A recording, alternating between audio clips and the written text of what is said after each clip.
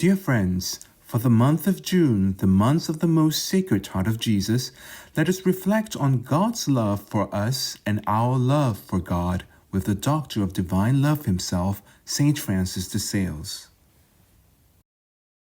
Spiritual Letters and Meditations of St. Francis de Sales, patron saint of the Institute of Christ the King, Sovereign Priest. Part 1st, Duties towards God. Chapter 5, of the exercise of confidence in God.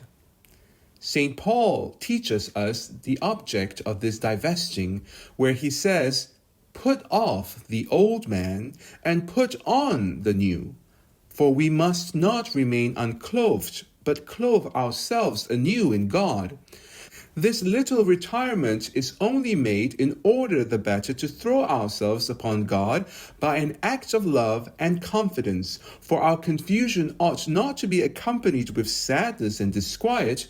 It is self-love which affords confusions of that kind, for we are troubled at not being perfect, not so much for the love of God as for the love of ourselves.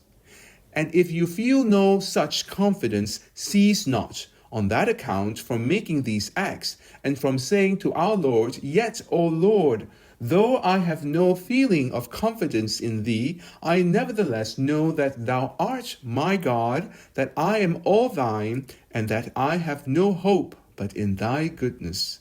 So I abandon myself wholly into thy hands." It is always in our power to make these acts, and although we have difficulty in them, still there is no impossibility, and it is on these occasions and in the midst of these difficulties that we ought to testify faithfulness to our Lord.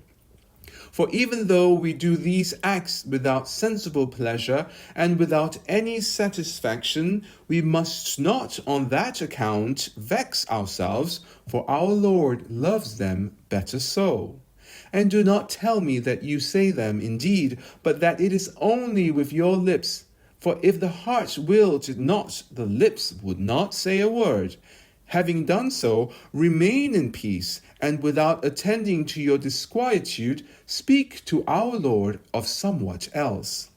It is then very good to have confusion when we have the knowledge and the feeling of our own misery, but we must not stop there, nor fall, for that reason, into discouragement, but must lift up our heart to God with a holy confidence, the foundation of which must be in him and in ourselves, inasmuch as we change, and he never changes, but remains always as good and as merciful when we are feeble and imperfect as when we are strong and perfect.